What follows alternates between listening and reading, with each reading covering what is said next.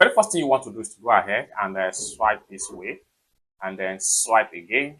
And the next thing you want to do is to click on this particular pencil icon. Click on that, and this is going to pop up. Scroll down right here, and make sure you look for data saver.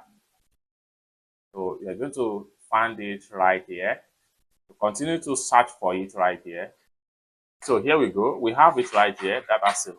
Click and hold down and drag it right here. So once you drag it right here, you can easily go back. Then you will have it right here. So swipe this way again.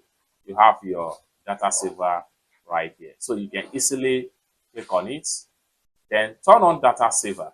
Then turn on data saver. It's as simple as that. So with that, you have enabled data saver and added shortcut key for data saver. If you want to off your data saver, tap on it right here. It will automatically off. If you want to on it back, click on here. It will on. It's that simple. For more tutorial about how best to use your Android phone, consider to subscribe. Thank you so much for watching, and I hope to see you in my next video. Bye for now.